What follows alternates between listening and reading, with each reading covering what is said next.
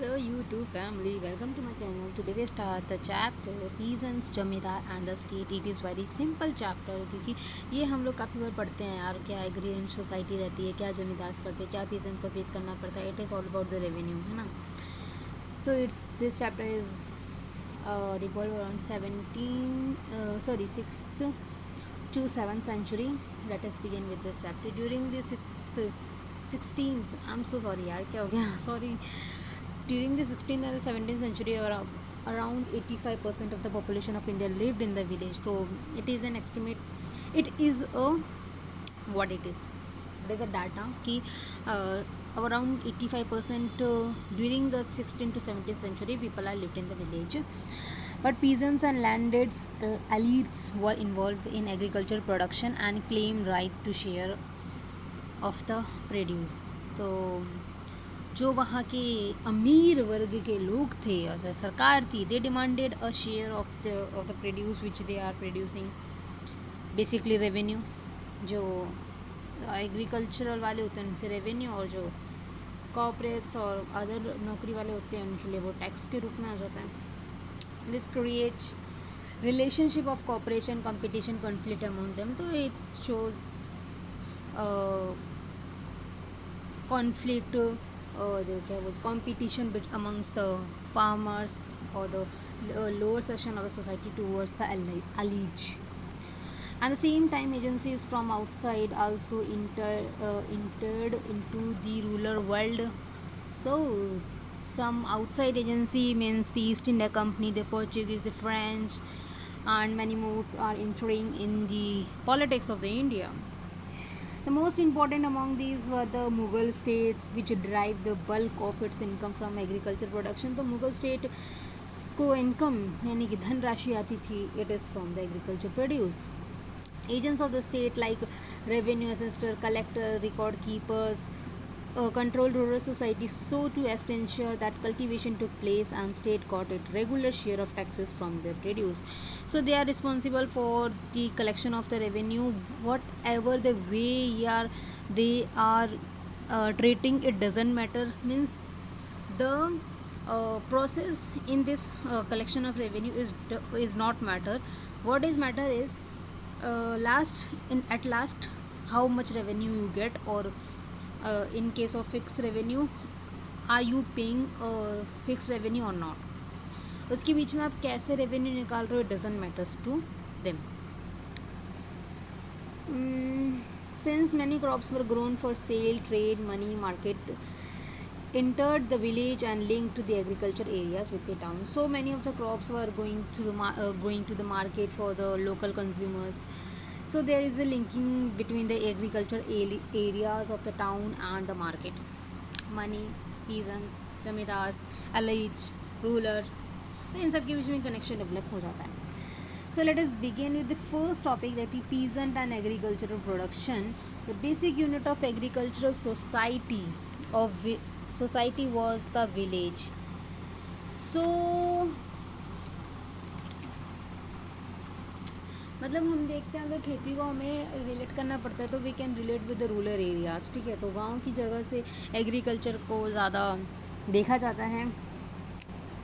Inhabited by the peasants who perform the manifold seasonal task that made up agriculture production through out the year. Tilling means तो कैसे मतलब की जाती है खेती, किसान कैसे खेती करता है, वो पूरे साल कैसे बिजी रहता है. पहले वो सॉइल को टील करता है, फिर उसमें सीड्स लगाता है, फिर क्रॉप को हार्वेस्ट करता है, उसके बाद जब वो पक जाते हैं तो उसे वो काट लेता है. Further the contribution the labour to the production of agro based goods such as sugar and oil. तो ये जो चीज़ें होती हैं एग्रीकल्चरल प्रोड्यूस होता है, ये एग्रो बेस्ड इंडस्ट्रीज़ में काफ़ी ज़्यादा मदद होता है, तो मदद करते हैं शुगर और ऑयल प्रोडक्शन में. But जो agriculture in India is not only characterized by the settlements of the peasants production alone. मतलब केवल इसमें peasant जो उगा रहे हैं उसका भागीदारी नहीं है. कुछ और भी एरियाज़ हैं जहाँ से रूरल इंडिया की जो peasants हैं वो अपनी भागीदारी देते हैं. That is Large tracts of dry land or hilly regions were not cultivated in the same way as more fertile expanses of land. मतलब क्या होता है कि कुछ ऐसे एरियाज़ भी होते हैं जहाँ पे आप खेती बाड़ी नहीं कर सकते just because of the tyranny of that land, या फिर फिजियोग्राफी कुछ भी आप कह लो, वो उतनी कंफर्टेबल नहीं होती, उतनी अच्छी नहीं होती so for growing a crop. In addition forest area is sustainable proportion of territory, ठीक है। We need to keep varied topography in mind while discussing agricultural society, agrarian society. Looking for sources for understanding working of rural society does not come from those who work the land. अगर हमें जो rural society होती है वो ऐसा नहीं कि ज़मीन पे काम कर रही है तो वो हो as peasant did not work about them self. तो मतलब कि इसका मतलब ये है कि अगर ये जो हमारी अंडरस्टैंडिंग है रूरल सोसाइटी की काम करने की, ये इस बात से नहीं आ रही है कि वो लैंड पे काम कर रहे हैं और did not write about themselves, वो अपने बारे में नहीं कहता। Major source of agrarian society in 16th and early 17th century are chronological and document from the Mughal code. हमें जो मेजर सोर्स मिल रहा है उस सोसाइटी के बारे में, एग्रियन सोसाइटी के बारे में, वो मिल रहा है हमें मुगलों के कोड से। मुगलों ने जो रेवेन्यू कलेक्शन अपना बनाया था, या फिर जो भी वो रेवेन्यू वगैरह कलेक्ट करते थे, यानी कि मराठा जो थे वो 14 सरदेश में खुद कलेक्ट करते थे। तो वो जो मुग़ल कोर्ट वगैरह से हमें मिलता है चीज़ें, जो भी मतलब रिकॉर्ड्स वगैरह, उससे हमें पता चलती है। मोस्ट इम्पॉर्टेंट जो क्रोनिसल्स है वो कहाँ किस में है? N.A. अकबरी में, in short in section 8 authored bye Akbar court historian. ये जो लिखी गई थी वो लिखी थी अब्दुल फजल ने। इस रिकॉर्ड के अंदर था कि state to ensure cultivation, state cultivation को इंश्योर कर रहा है, वो कैसे कर रहा है, कलेक्शन कैसे हो रही है रेवेन्यू की बाय द एजेंसी, जो भी एजेंसी स्टेट ने एजेंसी अपॉइंट करी रेवेन्यू कलेक्ट करने के लिए, कैसी हो रही है, कैसे रिलेशन है स्टेट के बीच में, रूरल मैग्नेट्स के बीच में और जमींदार्स के बीच में। तो ये तीनों चीज़ें इस बुक में लिखी गई हैं। सेंट्रल पर्पस क्या था इनका कि विज़न अकबर एम्पायर जो था वो सोशली हार्मोनी था, was provide strong ruling class. मतलब उसमें जो अकबर था वो काफ़ी ज़्यादा अच्छा रूलिंग क्लास की तरह इमर्ज हुआ था। कोई भी रिवॉल्ट या assertion of autonomous power against Mughal state was in the I of author. मतलब कि कोई भी ऑटोनमस पावर थी जो मुगल के अगेंस्ट थी, वो ऑथर के दिमाग में थी या फिर उनकी आंखों के सामने थी।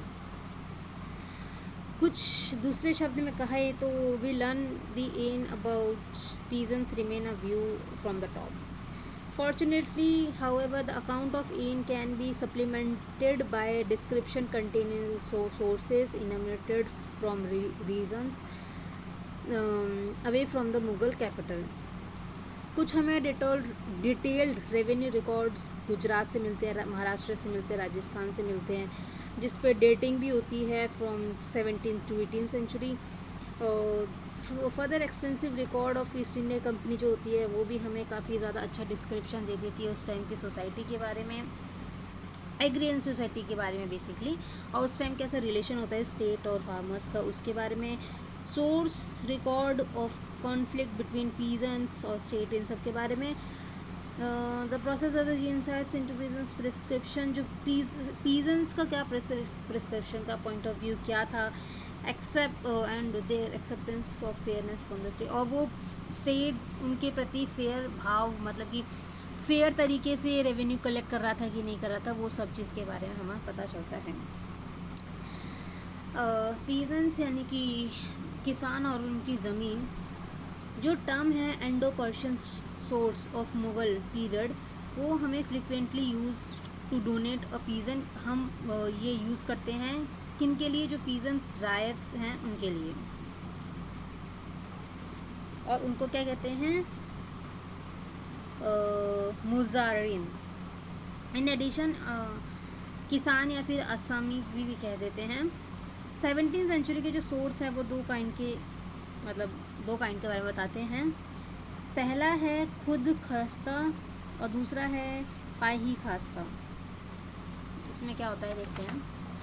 The former were residents of the village in which they held there lands. तो पहला यह है जिनका जो किसान है जिनकी खुद के पास ज़मीन है, और लेटर वन जो कि वहाँ के किसान नहीं हैं, वो दूसरी जगह से आए हैं। मतलब कि एक वो किसान है जो वहीं के हैं, वहीं पे अपना लैंड है उनका, वहीं पे वो कल्टीवेट कर रहे हैं। दूसरे वो किसान हैं जो दूसरी जगह से आए हैं, और जो लैंड कल्टीवेट कर रहे हैं, जिसका भी लैंड कल्टीवेट कर रहे हैं, वो एक कॉन्ट्रैक्चुअल बेसिस पे कर रहे हैं, यानी कि भाई आप हमारे लैंड पे काम करो, हम आपको पैसे दे देंगे, लाइक दैट। जो लोग पाही खस्ता either out of choice, for example when terms revenue in a distance village for more, हाँ मतलब वो लोग क्यों आ रहे हैं, या तो दूसरी जगह उनको अच्छा रेवेन्यू मिल रहा होगा, उनके लिए फेवरेबल कंडीशन होगी, फेवरेबल कंडीशन होगी, है ना। और या फिर उनको कंपलसरी होगा कि भैया आपको जाना है, या फिर उनके पास कोई इकोनॉमिक डिस्ट्रेस होगा कि भैया पैसे चाहिए, फेमाइन के टाइम पे काफ़ी बार देखने को मिला था। Seldoms this did the average peasants of north India possess more than a pair of bull carts of 2 plough. यानी कि एवरेज जो पीजन थे उनके पास वो जो बैल होती है वो गाड़ियाँ होती थी, कम से कम 2 तो होती होंगी, 2 उनके पास प्लॉग होते थे, उनके पास काफ़ी ज़्यादा लैंड नहीं होता था। गुजरात में क्या था कि जो पीजन्स थे उनके पास 6 एकड़ ज़मीन होती थी, और कंसीडर एफ्लुएंट इन बंगाल।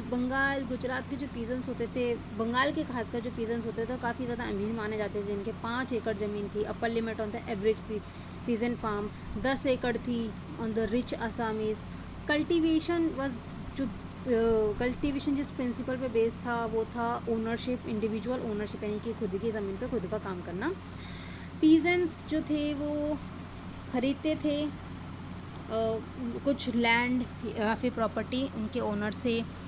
19वीं सेंचुरी में क्या होता है, जो दिल्ली आगरा के जो पीजेंट्स होते हैं, रुक जाओ, इन दिस 19वीं सेंचुरी में peasants holding in the Delhi Agra region would apply equally on the 17वीं सेंचुरी। तो जो 19वीं सेंचुरी में जो पीजेंट्स होते हैं वो दिल्ली आगरा के रीजन को क्या करते हैं, अपने अंडर में ले लेते हैं। द कल्टिवेटिंग पीजेंट्स जो होते हैं who plug up the field marks the limitation of each field for identification demarcation with the borders। और मतलब वो अपने लैंड को क्या करते थे, मार्क लेते ताकि पता चल जाता था कि ये हमारी ज़मीन है। ठीक है, इस रेस्ट ऑफ द चैप्टर हम लोग छोटे छोटे वीडियोस में बना के कवर करेंगे। Thank you for watching this video.